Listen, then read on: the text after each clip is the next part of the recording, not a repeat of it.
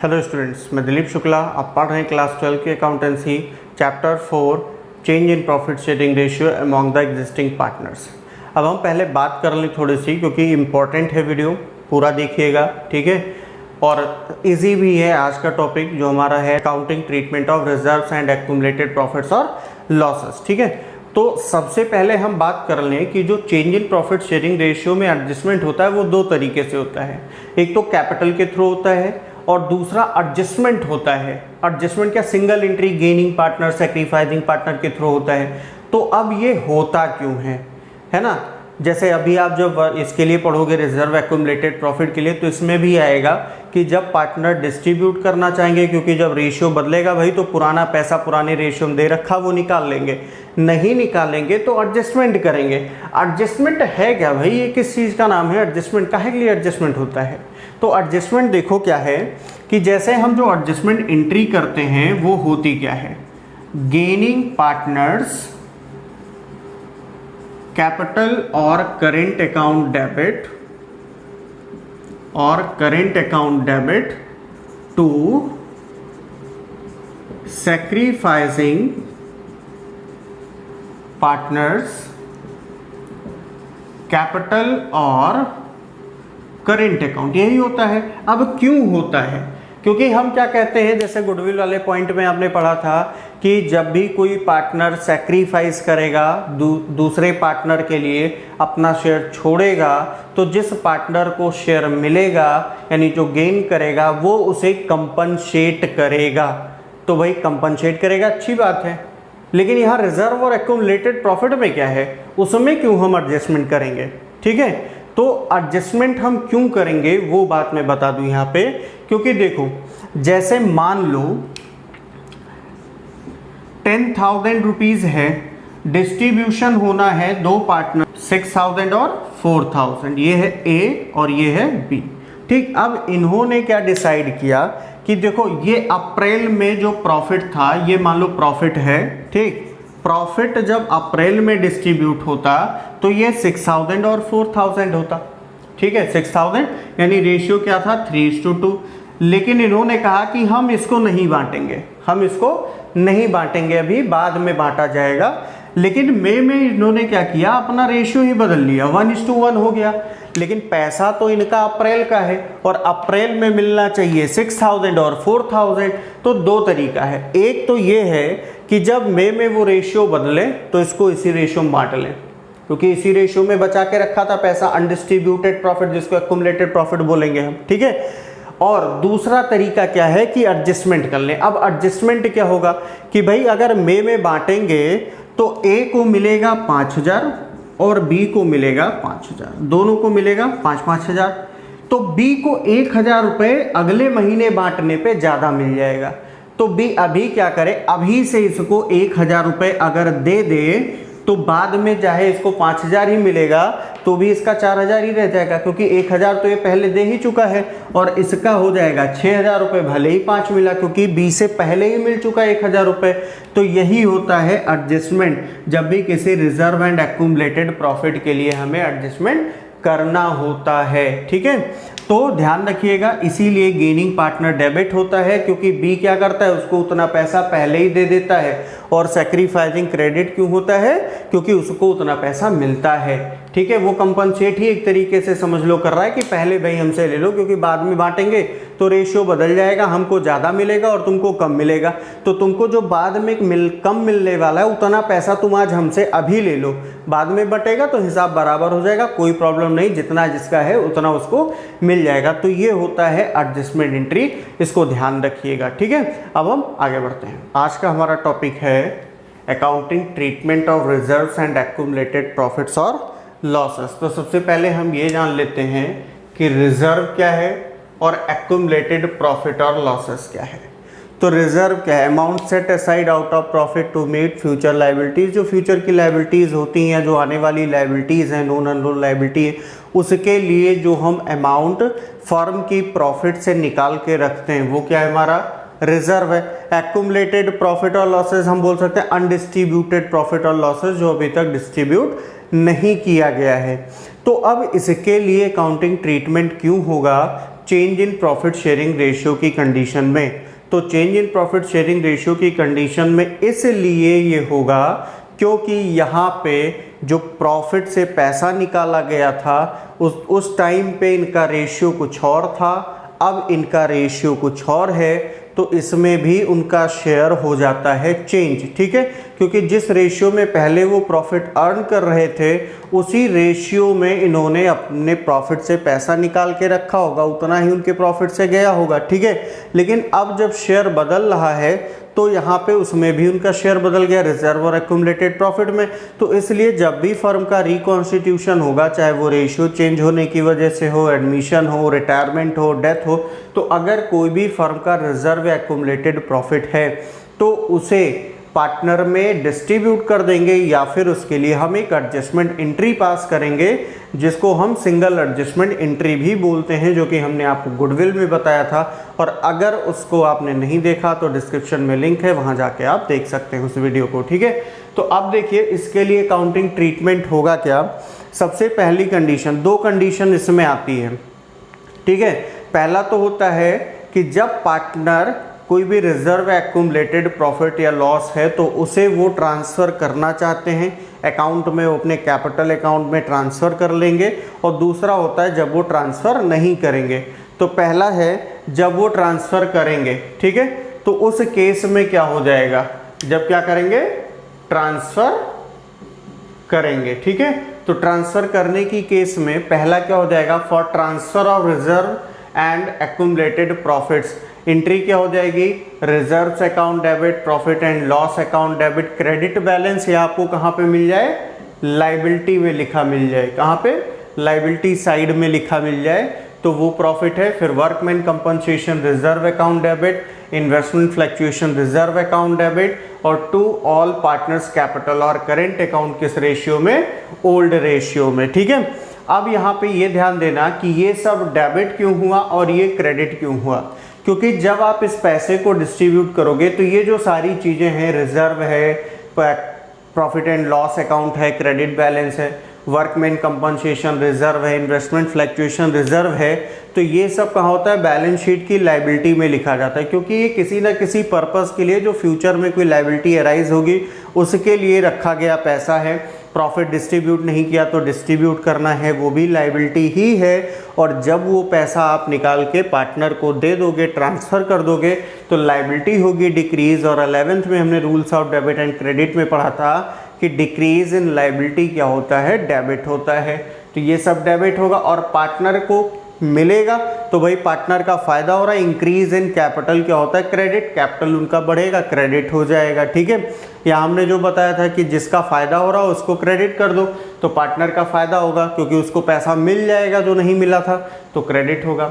और अगर accumulated loss है तो उसके लिए एंट्री क्या होती है, ऑल पार्टनर्स कैपिटल और current account debit old ratio में, to profit and loss account debit balance, या फिर आपको कहाँ पे दिया हो, एसेट्स में दिया हो, कहाँ पे, एसेट्स में दिया गया हो। ठीक है, और to deferred revenue expenditure account, जैसे एडवर्टीजमेंट सस्पेंस अकाउंट, ऐसा कोई एक्सपेंडिचर जो खर्च तो हमने आज कर दिया लेकिन उसका फ़ायदा हमको कई सालों तक मिलेगा, 2-3 सालों तक मिलेगा। तो इस साल का जो खर्चा था वो हमने एक्सपेंस में लिख लिया, और बाकी जो अगले साल जिसका बेनिफिट मिल रहा है वो पैसा हमने एसेट्स में रिकॉर्ड कर लिया, तो उसी को बोलते हैं डिफर्ड रेवेन्यू एक्सपेंडिचर। इसका एग्जाम्पल है एडवर्टीजमेंट सस्पेंस अकाउंट, एडवर्टीजमेंट का जो एक्सपेंस होता है। ठीक है, वो तो ये हो जाएगा।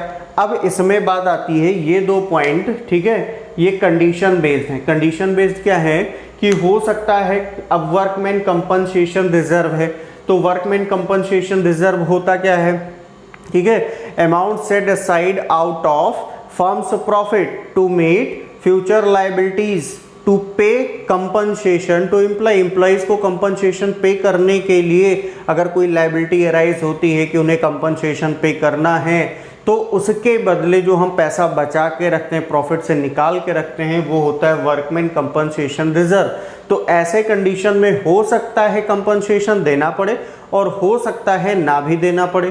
तो इस केस में क्या हो जाएगा, तो सबसे पहले हमने जो वर्कमैन कंपनसेशन रिजर्व के लिए लिया है, when claim against workman compensation reserve does not exist, मतलब जब क्लेम होगा ही नहीं।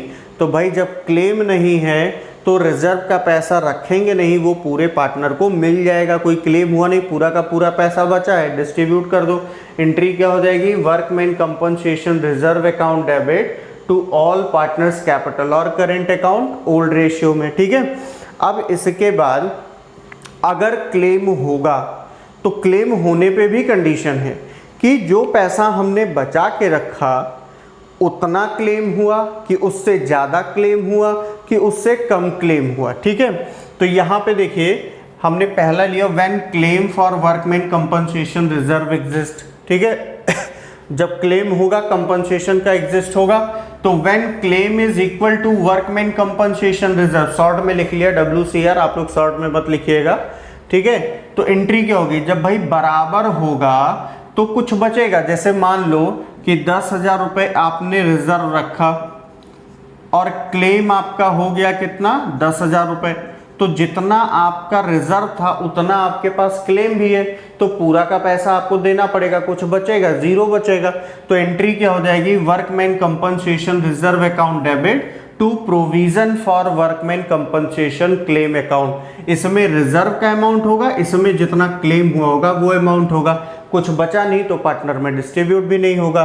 दूसरा है when claim is lower than the amount of workman compensation reserve. जैसे मान लीजिए एग्जांपल के लिए कि वर्कमैन कंपनसेशन रिजर्व में आपने 10,000 बचा के रखा और क्लेम हुआ आपका सिर्फ कितना, 6,000।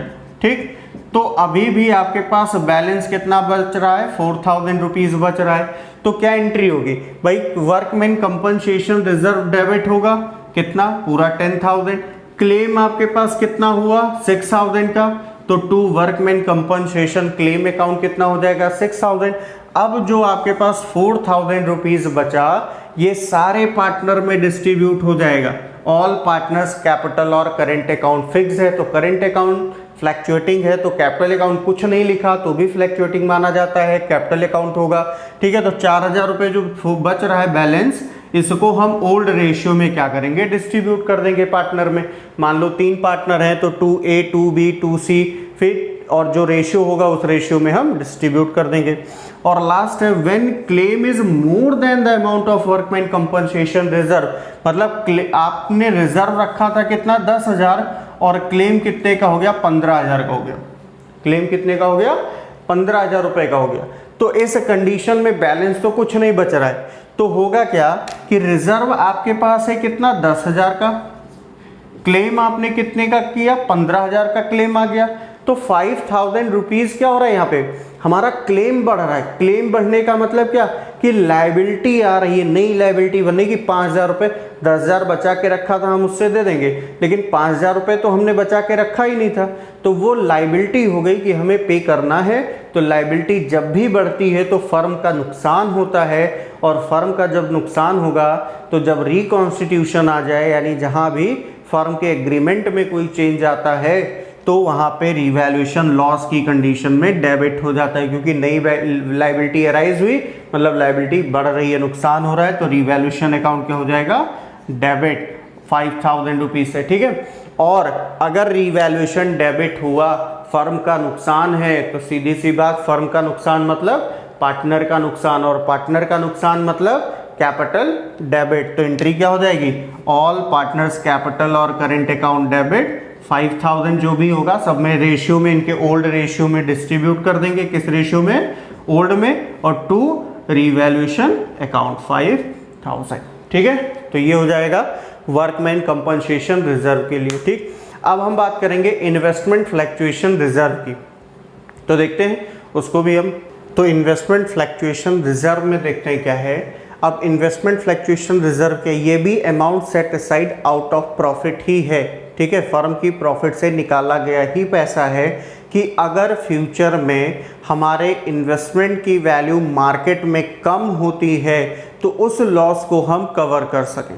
ठीक है, तो अब अगर लॉस हुआ, मार्केट में वैल्यू कम हुई, तो इन्वेस्टमेंट फ्लैक्चुएशन रिजर्व यूज होगा। अदरवाइज अगर रिकॉन्स्टिट्यूशन हो रहा है तो पार्टनर्स में इसे हम डिस्ट्रीब्यूट कर देंगे।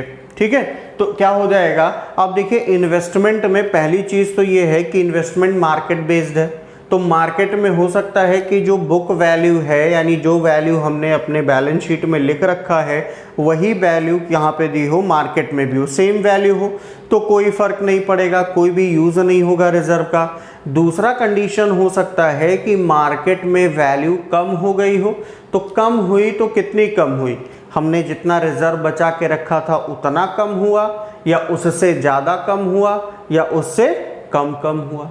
ठीक है। और एक लास्ट पॉइंट भी है कि मार्केट पे जब बेस्ड है तो मार्केट में इन्वेस्टमेंट की वैल्यू बढ़ भी सकती है। तो तीनों पे देखते हैं क्या होगा। सबसे पहले when book value and market value are same, जब दोनों वैल्यू क्या होगा, सेम होगा, बराबर होगा। जैसे अगर हमारे इन्वेस्टमेंट की वैल्यू कितनी है, 10,000 है, ये हमारी क्या है, बुक वैल्यू, ठीक है, और मार्केट में भी वैल्यू कितनी है, 10,000, तो ये क्या है, सेम है। ठीक है। तो जब बुक वैल्यू और मार्केट वैल्यू सेम है और मान लो हमने 2,000 रुपये रिजर्व रखा था, तो पूरा का पूरा 2,000 रुपये क्या होगा, डिस्ट्रीब्यूट हो जाएगा पार्टनर्स में। क्या एंट्री हो जाएगी, investment fluctuation reserve account debit to all partners capital और करेंट अकाउंट, किस रेशियो में, ओल्ड रेशियो में डिस्ट्रीब्यूट कर देंगे। दूसरा कंडीशन आता है when market value of investment is less than the book value. ठीक, जैसे इन्वेस्टमेंट हमने ले लिया 1,00,000 रुपए का, ठीक, ये बुक वैल्यू है और मार्केट में इससे वैल्यू क्या हो जाए, कम हो जाए, तो कितनी कम होगी, हमने रिजर्व बचा के रखा, इन्वेस्टमेंट फ्लक्चुएशन रिजर्व मान लो 10,000 रखा, तो पहला condition fall in value is less then investment fluctuation reserve, यानी अगर मार्केट की वैल्यू में कोई चेंज हुआ, मार्केट वैल्यू मान लो कितना हो गया, 95,000, तो कितना कम हुआ, यहाँ पे 5,000 रुपीज कम हो रहा है, जबकि हमने रिजर्व कितना रखा है, 10,000 रुपीज। तो क्या है, fall in value is less then investment fluctuation reserve, यानी जो वैल्यू कम हुई वो रिजर्व के अमाउंट से कम हुआ। ठीक, कम है, तो 10,000 हमारे पास रिजर्व था और कम कितना हुआ, 5,000, तब भी हमारे पास 5,000 रुपये बच रहा है, 5,000 बच रहा है, 5,000 तो हम कवर कर लेंगे अपने लॉस को। ठीक है, और 5,000 पार्टनर में डिस्ट्रीब्यूट करेंगे। एंट्री क्या हो जाएगी, investment fluctuation reserve account debit to investment, reserve debit होगा क्योंकि रिजर्व खत्म होगा, डिक्रीज हो जाएगा। इन्वेस्टमेंट क्रेडिट इसलिए होगा क्योंकि यहाँ पे एसेट से इन्वेस्टमेंट और उसकी वैल्यू क्या हो रही, कम हो रही, तो कितनी कम हुई, कितना हमने लॉस को कवर किया, 5,000, तो 5,000 इसमें ट्रांसफर हो जाएगा। और टू बाकी जो 5,000 बचा वो क्या हो जाएगा, ऑल पार्टनर्स कैपिटल और करेंट अकाउंट। दूसरा है fall in value is more than investment fluctuation reserve, यानी कि हमने रिजर्व बचा के रखा 10,000 और मार्केट में वैल्यू कम कितनी हो गई, 15,000, तो 10,000 तो हम कवर कर लेंगे लेकिन 5,000 नहीं कर पाएंगे, वो हमारा लॉस हो जाएगा। और लॉस कहाँ पे जाता है, रिवैल्यूएशन में। तो एंट्री क्या हो जाएगी, investment fluctuation reserve account debit, loss है तो revaluation account debit to investment account, क्योंकि पूरा डिक्रीज कितना हुआ, 15,000, जितना डिक्रीज हुआ उतना लिखेंगे। फिर लॉस है तो लॉस मतलब पार्टनर का भी लॉस, और पार्टनर का लॉस मतलब कैपिटल रिड्यूस होगा, कैपिटल रिड्यूस का मतलब कि डेबिट होगा। ठीक है, ऑल पार्टनर्स कैपिटल और current account debit to revaluation account. अब यहाँ पे अगर हम अमाउंट लिखें तो रिजर्व का अमाउंट हमारे पास कितना है, 10,000 है।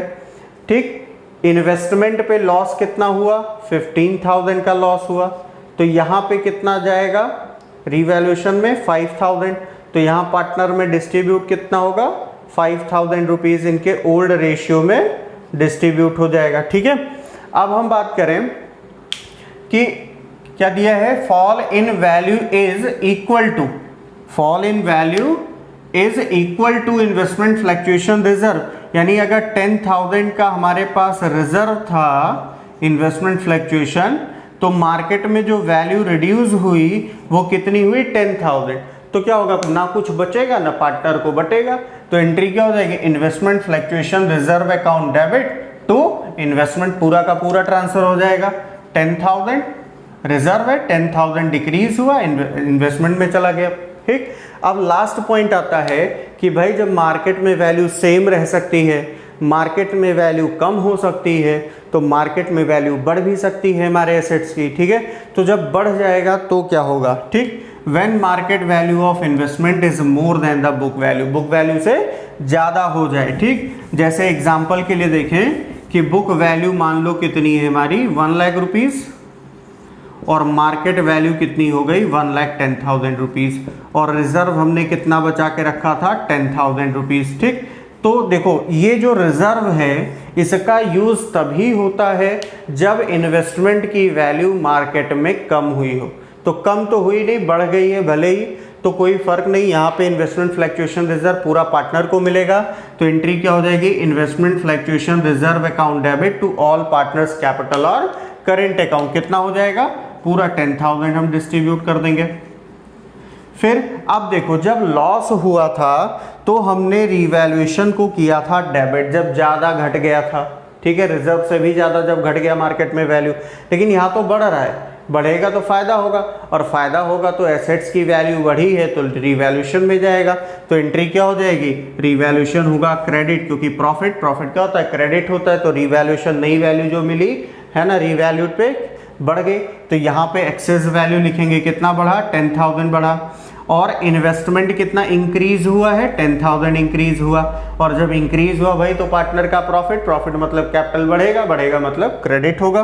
तो रिवैल्यूएशन अकाउंट डेबिट कितना बढ़ा 10,000 और पार्टनर में बढ़ जाएगा इनके ओल्ड रेशियो में पूरा 10,000। ठीक है, तो ये हमारा investment reserve and accumulated profits and losses का था पार्ट। उसमें हमने पढ़ा कि अगर रिजर्व को डिस्ट्रीब्यूट करना है तो कैसे करेंगे। ठीक है, वर्कमैन कंपनसेशन रिजर्व के लिए क्या होगा, इन्वेस्टमेंट फ्लक्चुएशन रिजर्व के लिए होगा।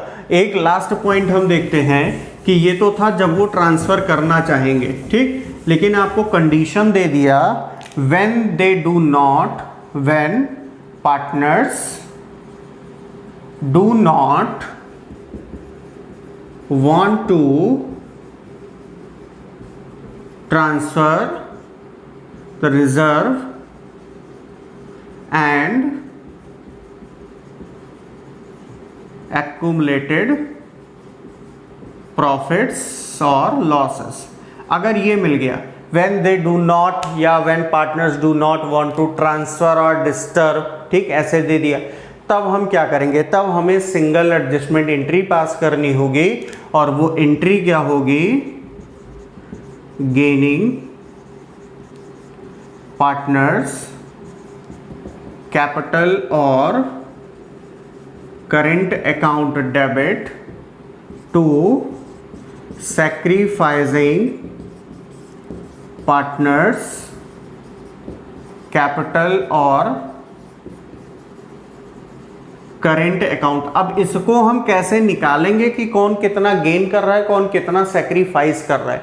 तो इसके लिए हमें निकालना होगा नेट इफेक्ट। और नेट इफेक्ट में क्या हो जाएगा, देखिए नेट इफेक्ट कैसे निकलेगा, हम लिखेंगे रिजर्व।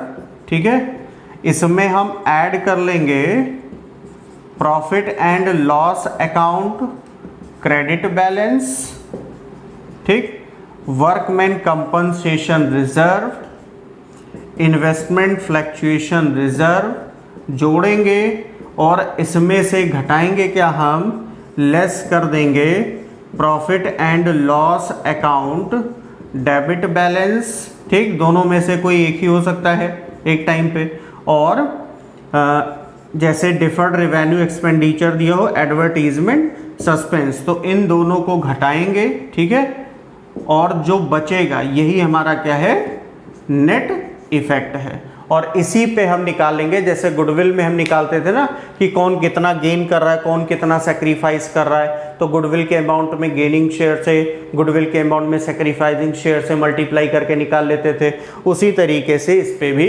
कैलकुलेट किया जाएगा। तो ये दो केस था, when partners want to transfer the reserve and accumulated profits or losses, और सेकंड था when partners do not want to transfer the reserve and accumulated profits or losses। ठीक है, तो अब हम इसका एक आध क्वेश्चन देख लेते हैं, उसके बाद ये खत्म करते हैं वीडियो। तो पहला क्वेश्चन हम क्या ले रहे हैं कि पार्टनर कौन है, ए, बी और सी हैं, रेशियो इनका कितना है 3:2:1 है। उन्होंने डिसाइड किया कि फ्यूचर में जो प्रॉफिट शेयरिंग रेशियो होगा वो क्या होगा, 1:1:1 होगा।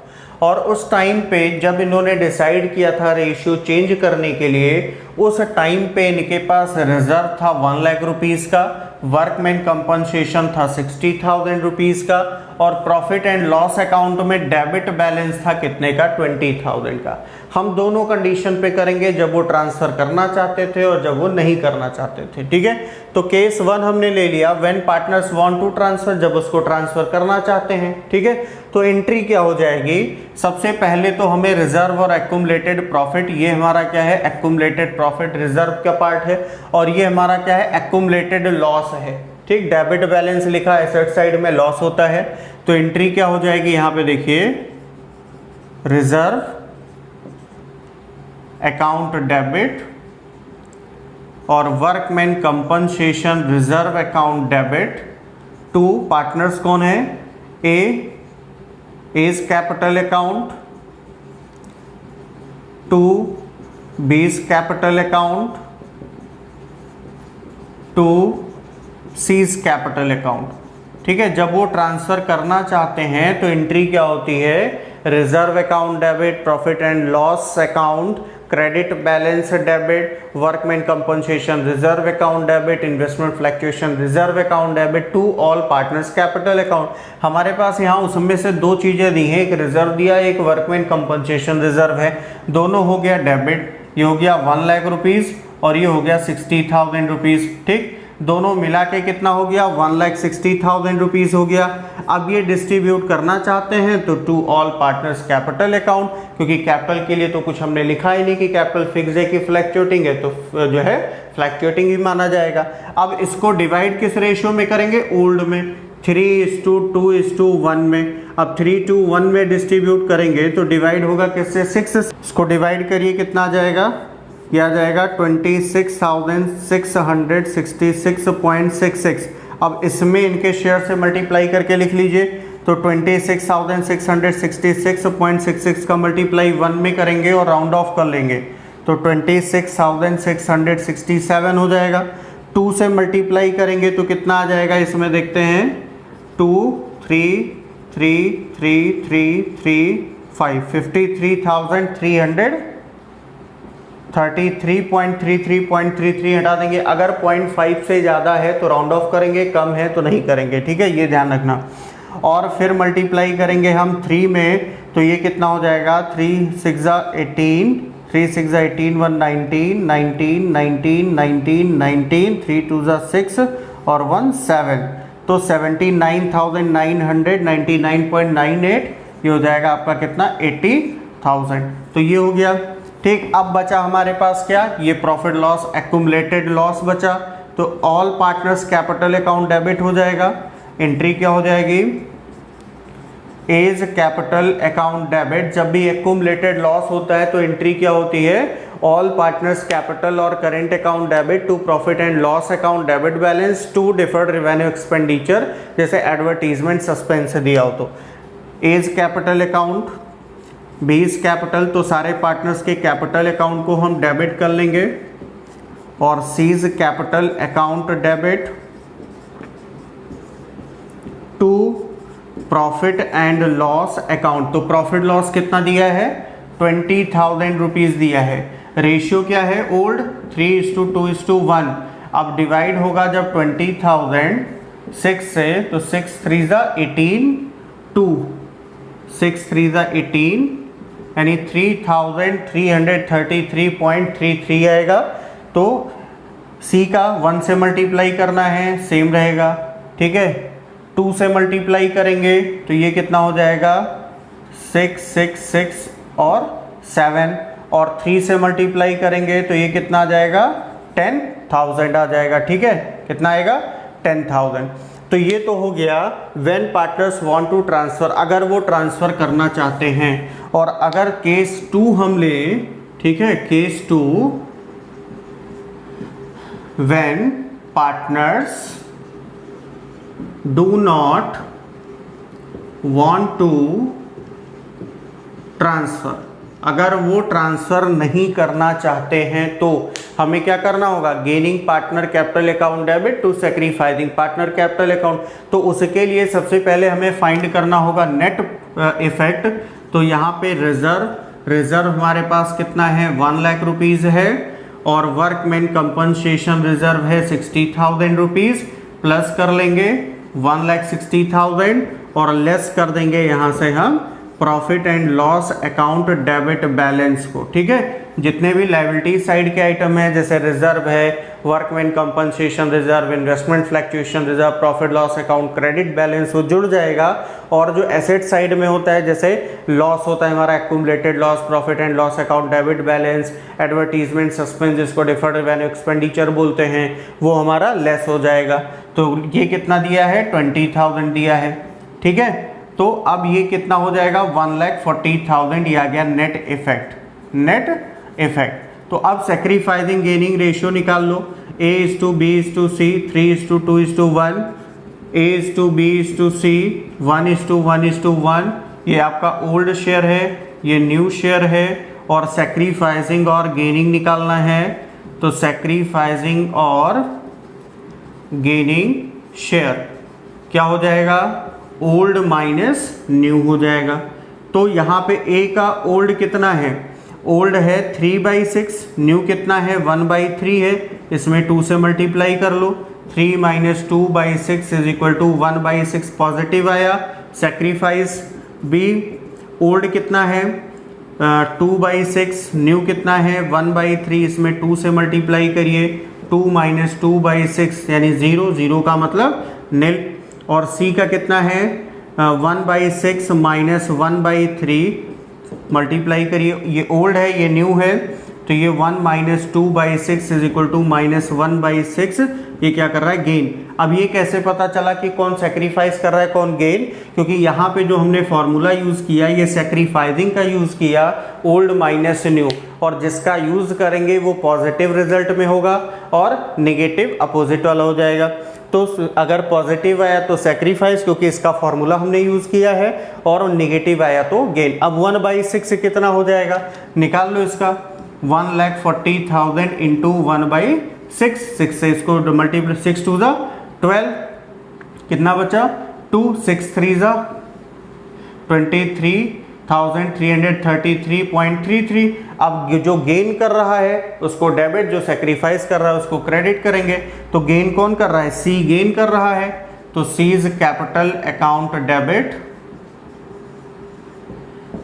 To A is capital, sacrificing partner capital account क्या हो जाएगा, क्रेडिट हो जाएगा। ठीक है, कितना 23,333, राउंड ऑफ नहीं कर पाएंगे क्योंकि 0.5 से कम है, ये एंट्री हो जाएगी जब डिस्ट्रीब्यूट करना चाहेंगे और जब डिस्ट्रीब्यूट नहीं करना चाहेंगे। ठीक है, अब हम देख लेते हैं एक क्वेश्चन वर्कमैन कंपनसेशन रिजर्व का और एक क्वेश्चन हम इन्वेस्टमेंट फ्लक्चुएशन रिजर्व का। तो वर्कमैन कंपनसेशन रिजर्व के लिए हमने एक एग्जांपल लिया, वो एग्जांपल क्या है कि A, B, C पार्टनर हैं और उनका प्रॉफिट शेयरिंग रेशियो कितना है 5:3:2 है। उन्होंने 1 अप्रैल से डिसाइड किया कि प्रॉफिट अब किस में शेयर करेंगे, 1:1:1 में। तो अब जब रेशियो बदल रहा है मतलब उनके पार्टनरशिप का रिलेशनशिप बदल रहा है, और रिलेशनशिप बदला मतलब फर्म का हो गया रिकॉन्स्टिट्यूशन, पुराना एग्रीमेंट जाएगा नया एग्रीमेंट आएगा। तो ऐसे कंडीशन में जो भी रिजर्व्स और एक्यूमुलेटेड प्रॉफिट्स होते हैं उनको डिस्ट्रीब्यूट करना होता है या उनके लिए एडजस्टमेंट करना होता है। ठीक है, तो अब उसके बदले यहाँ पे क्या दिया है, वर्कमैन कंपनसेशन रिजर्व है 40,000 रुपीज़ दे दिया गया है। और पहला केस दिया जब क्लेम नहीं होगा, क्लेम डज नॉट एग्जिस्ट। दूसरा केस क्लेम 20,000 रुपीज़ होगा। तीसरा केस क्लेम 40,000 रुपीज़ होगा। चौथा केस क्या है, क्लेम रुपीज़ कितना होगा 50,000 रुपीज़ होगा। ठीक है, तो जितने भी पॉइंट्स बताए हैं उन सबसे रिलेटेड ही है ये। तो अब यहाँ पे देखिए कि एंट्री कैसे होगा। तो पहले केस में देखते हैं, फर्स्ट केस में, केस 1 में जब क्लेम नहीं होगा, तो क्लेम भैया जब नहीं है तो जो रिजर्व का पैसा करोगे क्या रख के, पार्टनर में डिस्ट्रीब्यूट करो, क्योंकि वो डिस्ट्रीब्यूट करना चाहते हैं तो डिस्ट्रीब्यूट कर देंगे। और डिस्ट्रीब्यूट करने का मतलब कि पार्टनर को मिलेगा, पैसा मिलेगा तो कैपिटल बढ़ेगा। तो एंट्री क्या हो जाएगी, workman compensation reserve account debit. एक चीज़ ध्यान रखना, मैं शॉर्ट में लिख रहा हूँ, आप लोग शॉर्ट में नहीं लिखोगे एग्जाम में, आपको पूरा वर्कमैन कंपनसेशन रिजर्व लिखना पड़ेगा। To all partners capital account, A's capital account, to B's capital account, to C's capital account। ठीक है, तो अब यहाँ पे देखो वर्कमैन कंपनसेशन रिजर्व है कितना 40,000 है। रेशियो कौन सा होगा, यहाँ जो भी डिस्ट्रीब्यूशन होता है वो किस रेशियो में होता है, ओल्ड में होता है, क्योंकि ये जो पैसा इन्होंने रिजर्व में बचा के रखा था, जब रखा था तब इनका रेशियो ओल्ड था, उस हिसाब से रखा होगा, इसीलिए जब बटेगा भी तो पुराने रेशियो जिस रेशियो में बचाया था उसी रेशियो में डिस्ट्रीब्यूट भी होगा। ठीक है, तो अब रेशियो ओल्ड क्या है, 5:3:2, तो 40,000 को सम ऑफ रेशियो से डिवाइड करो, 5 + 3 8 + 2 10, तो ये कितना 4,000, तो 4 5 = 20, 4 3 = 12 और 4 2 = 8, ये हो जाएगा। फिर दूसरा केस आपको क्या दिया है कि क्लेम कितना हुआ भैया, 20,000 रुपये का क्लेम हुआ 20,000 का। हमारे पास रिजर्व कितना है, 40,000 रुपये है, क्लेम कितना हुआ, 20,000 रुपये का हुआ, मतलब 20,000 अभी भी बच रहा है, बच गया तो पार्टनर में डिस्ट्रीब्यूट कर देंगे। तो एंट्री क्या हो जाएगी, workman compensation reserve account debit, कितना 40,000 है। अब जितने का क्लेम हुआ वो कहाँ चला जाएगा, provision for workman compensation claim account में। कितने का क्लेम हुआ, 20,000 का हुआ। बाकी जो पैसा बचा वो पार्टनर्स में हो जाएगा डिस्ट्रीब्यूट ओल्ड रेशियो में, तो to A's capital account, to B's capital account और टू सीज कैपिटल अकाउंट। ठीक है, तो अब देखो यहाँ पे क्या हो जाएगा, कितना बचा, 20,000 बचा, old ratio 5:3:2:10, sum of ratio 10, तो ये कितना हो जाएगा 2,000।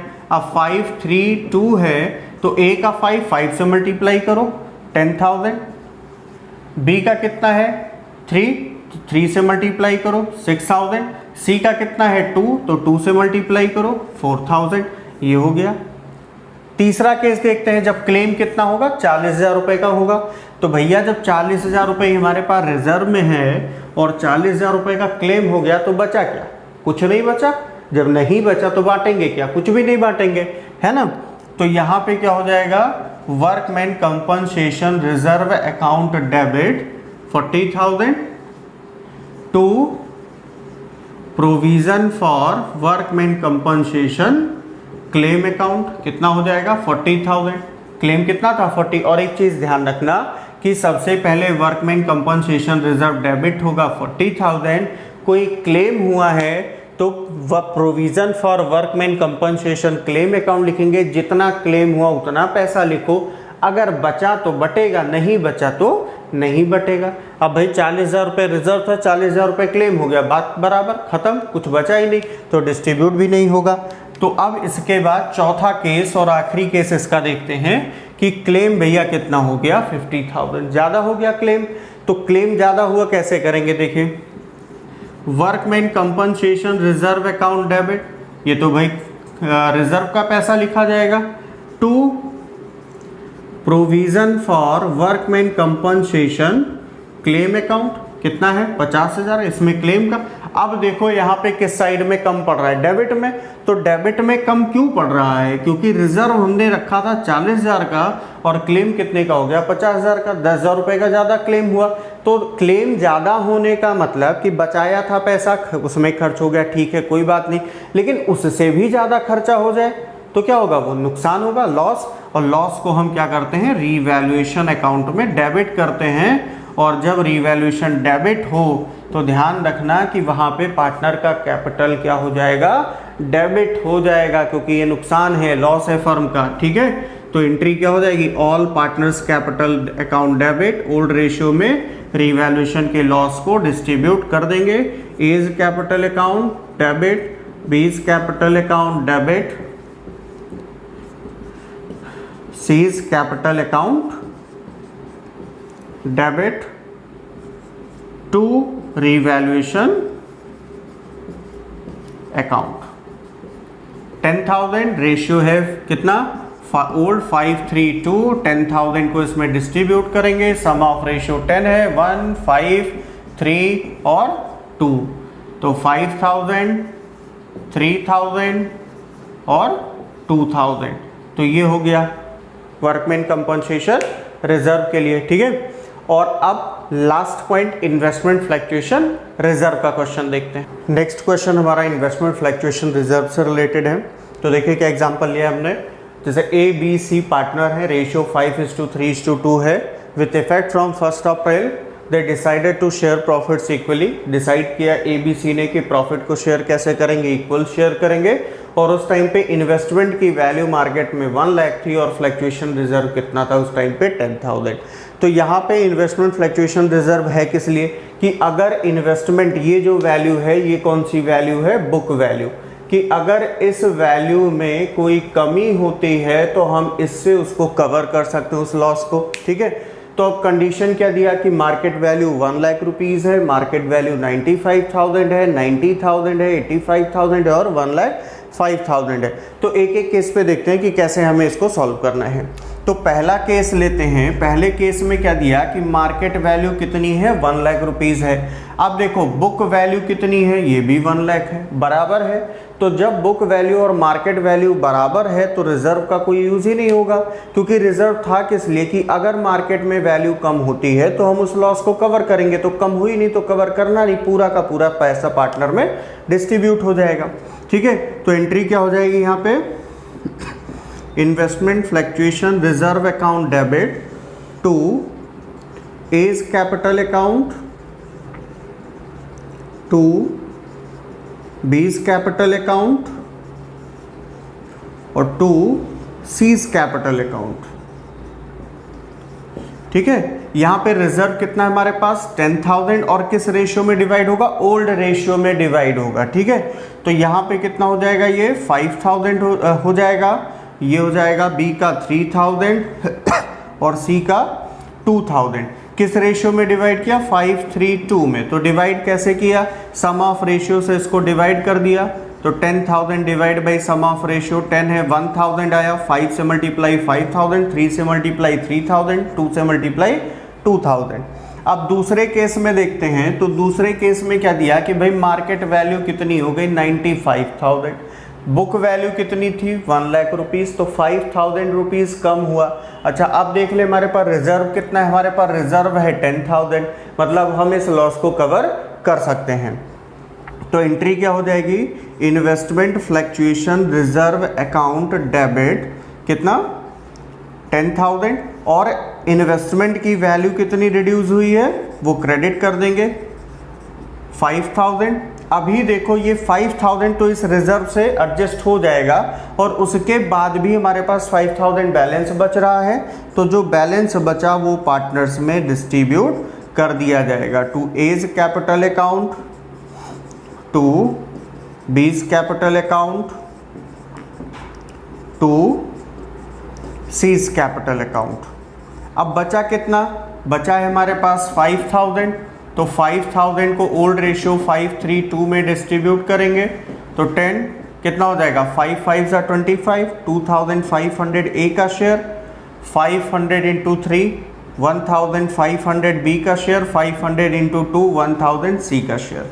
ठीक है, ये हो गया। तीसरे केस में देखते हैं कि इसने कहा कि मार्केट वैल्यू कितनी हो गई 90,000 हो गई, बुक वैल्यू कितनी थी 1 लाख और रिजर्व कितना 10,000। तो यहाँ पे देखिएगा कि जो वैल्यू कम हुई वो कितनी कम हो गई, जितना हमने रिजर्व बचा के रखा था। तो बचने का तो कोई सवाल ही नहीं कि रिजर्व में कोई पैसा बचेगा, क्योंकि पूरा का पूरा 10,000 रुपये तो हमें इसी को कवर करने में लगेगा। तो एंट्री क्या हो जाएगी, investment fluctuation reserve account debit 10,000 to investment account, investment account पूरा 10,000 ट्रांसफर हो जाएगा, कुछ बचा नहीं तो डिस्ट्रीब्यूट होगा भी नहीं। अब हम बात करें अगले पॉइंट की, तो अगला पॉइंट हमारा 4th है, जब मार्केट वैल्यू कितनी हो गई 85,000। हमारे पास रिजर्व कितना है, रिजर्व है हमारे पास 10,000 और फॉल कितना हुआ वैल्यू में 15,000, मतलब 10,000 तो एडजस्ट करने में हम यूज़ कर सकते हैं, लेकिन 5,000 का और जो एक्स्ट्रा नुकसान हो रहा है वो फिर क्या होगा। तो देखिए क्या हो जाएगा ऐसे केस में। ठीक है, सबसे पहले एंट्री हो जाएगी investment fluctuation reserve account debit, कितना है 10,000 टू इन्वेस्टमेंट वैल्यू कितनी रिड्यूस हुई है, जितनी वैल्यू रिड्यूस हुई हो लिख दो यहाँ पे 15,000। अब अभी देखो यहाँ क्रेडिट 15 और डेबिट 10 दोनों एस्पेक्ट बराबर होना चाहिए, तो ये 5000 जो एक्स्ट्रा हमारा डिक्रीज हो गया रिजर्व के बाद का जो डिक्रीज वाला पार्ट है वो हमारा लॉस हो जाएगा, क्योंकि उतना लॉस एक्स्ट्रा हो रहा, बाकी लॉस कवर करेंगे लेकिन और कहाँ से करेंगे 5000, तो वो चला जाएगा रीवैल्यूएशन में। कहाँ पे जाएगा? रीवैल्यूएशन अकाउंट में डेबिट हो जाएगा। कितना डेबिट हो जाएगा? 5000। अब जब रीवैल्यूएशन डेबिट हुआ मतलब पार्टनर का हुआ नुकसान, तो सारे पार्टनर्स हो जाएंगे debit. A is capital account debit, B is capital account debit, C is capital account debit, to revaluation account. तो रीवैल्यूएशन कितना है? 5000। इसको 5:3:2 ओल्ड रेशियो में डिस्ट्रीब्यूट करेंगे तो आएगा कितना? 2500, 1500 और 1000। अब हम बात करें अपने पांचवें केस की और आखिरी, क्योंकि इन्वेस्टमेंट है तो वैल्यू घटने के बाद बढ़ भी सकती है, ठीक है। तो अगर वैल्यू बढ़ गई तो कितनी हो गई? 1,05,000।